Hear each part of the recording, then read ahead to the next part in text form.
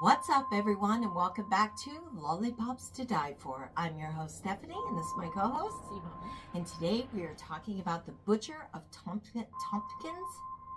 I think I could get that. Square Park. Let's get into this.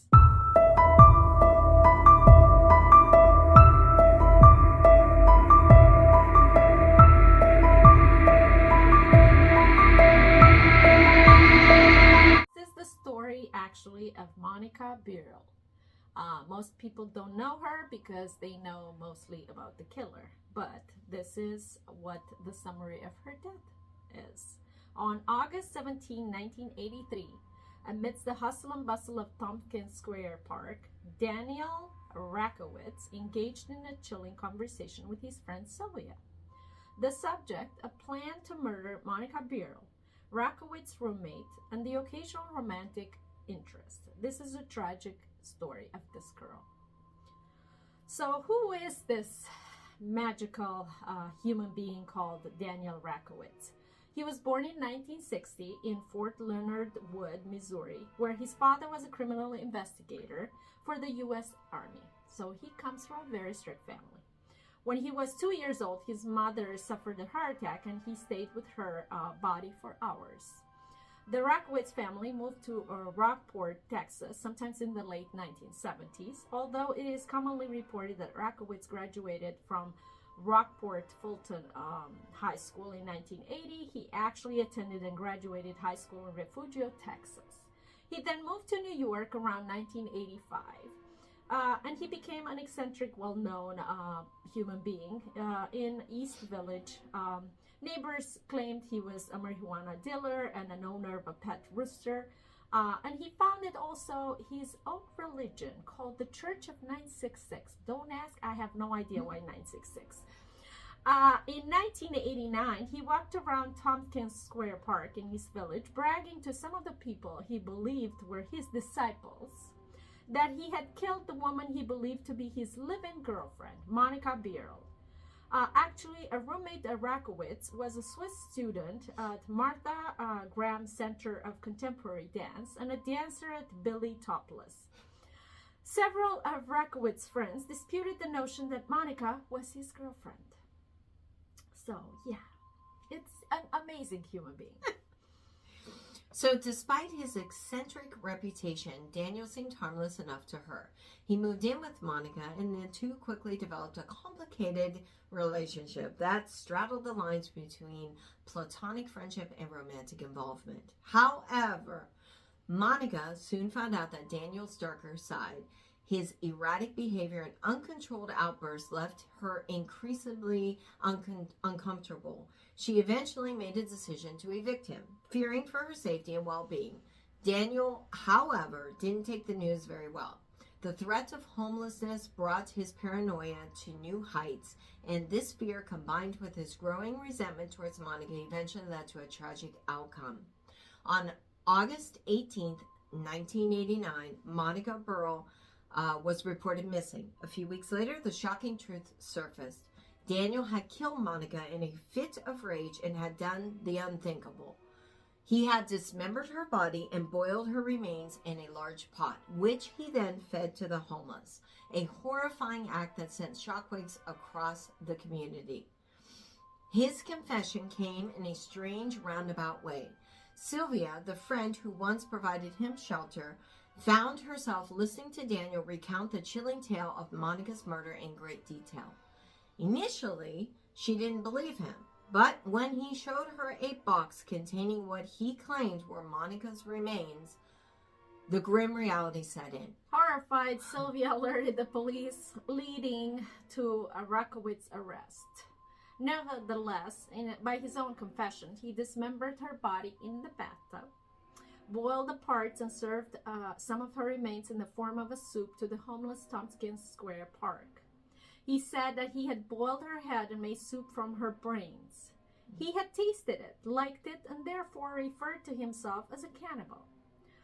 At least one of the people to whom he had told his tale went to police, and Rakowitz was arrested shortly thereafter.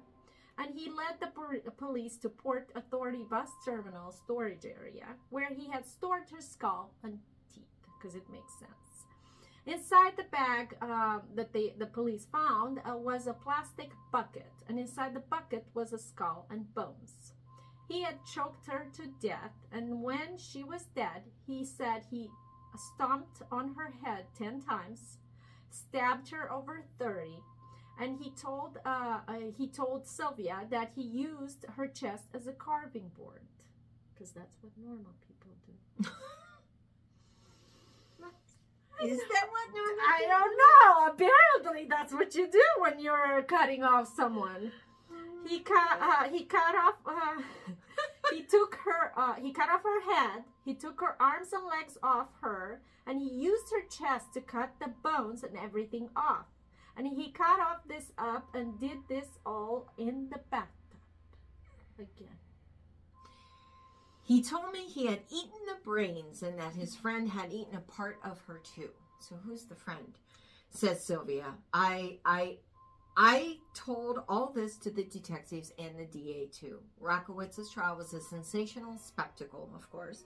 His defense argued that he was legally insane at the time of the murder, while the prosecution insisted that his actions were premeditated and that he was fully aware of what he was doing.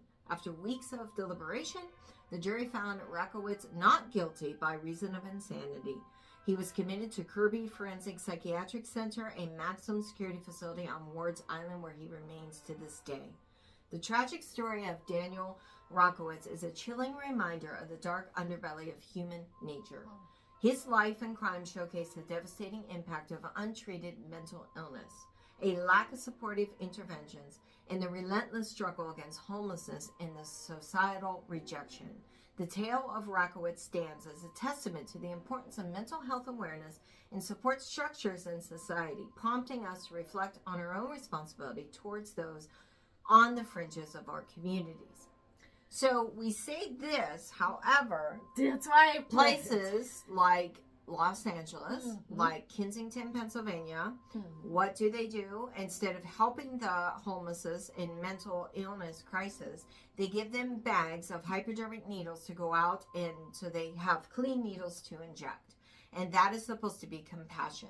So what they say that we should be doing, the reality is the cities, the political, the people of like the governors and the mayors and the commissioners and the people that like dictate and determine who they're going to help and not. There is no help for the people on the street.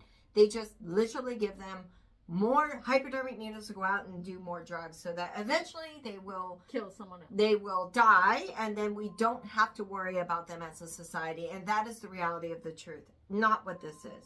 Well, that's why... That's the reality of what it is. Well, the interesting part is, number one, you were asking who's the friend that was with him when he did all that. He had one of his disciples from the Church of 966.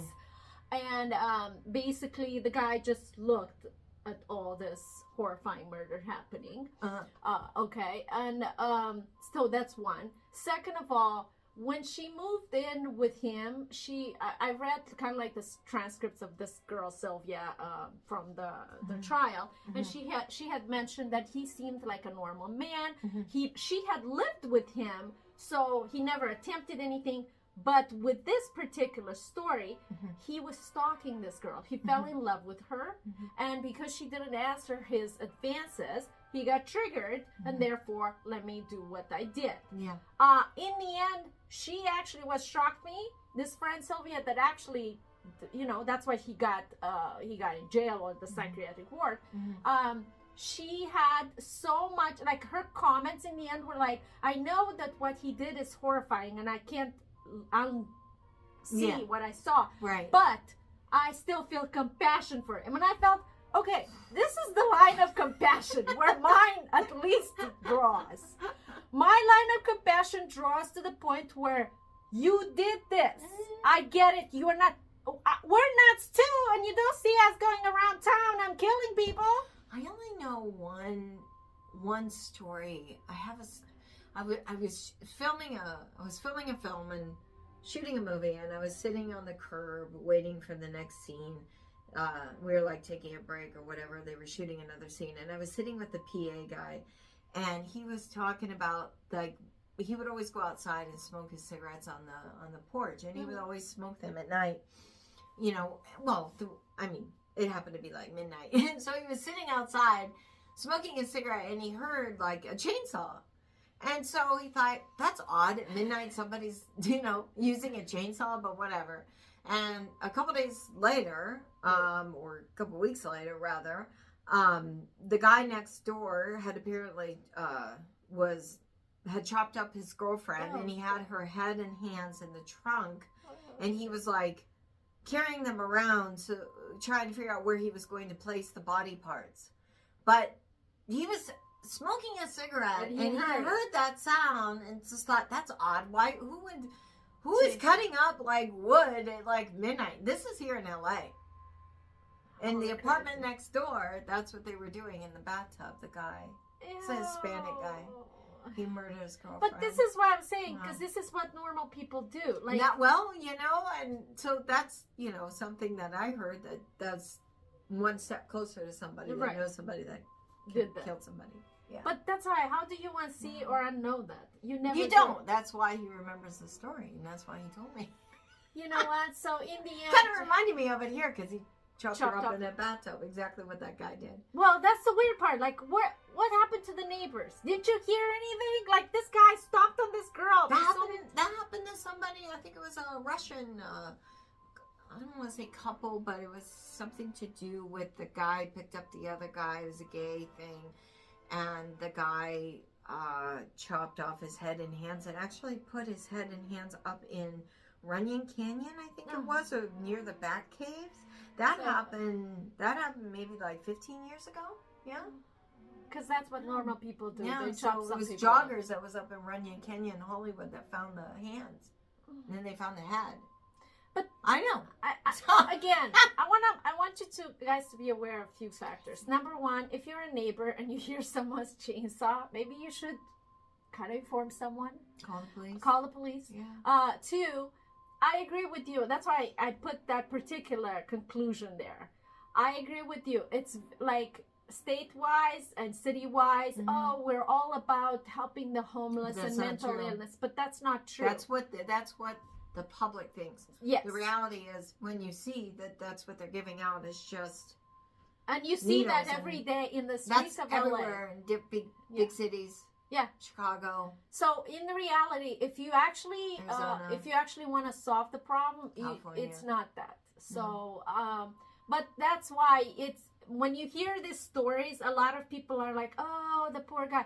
What happened to the poor girl? She's dead. Right, she's dead. And her family's mental illness. We don't know. That could be just like, that's what people do. That's what they do. Well, that's what they do. And they also, like, he's in, because they show the picture of him. He's in that Kirby Forensic Psychiatric Center. He's going to be there forever, but he's warm and cozy and eating our state payers' money. Yes, correct. So you're paying for it for him. You have a roof over your head and 3 meals a day. I'm sorry. I know he's mentally ill, or he might be, or who knows? Maybe he's faking it. But at the same time, it's like, really? He killed a person. And who became famous? He did. Not the woman. But the weird part always is. Look at Bundy. Well, no, but when you look up this story, her name is mentioned so briefly, you have no idea. You blink and your name look is at there. Bundy. Can you name one victim that he killed?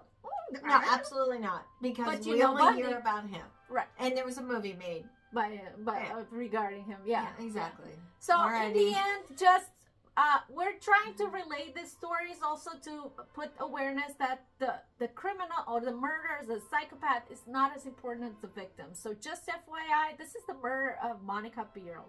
No, the murders are the pieces of shit. Right. We don't even care. We're not glorifying the murders. No. Yeah. Alrighty, guys. Until the next time, always remember, the truth is always scarier. Bye-bye. Bye.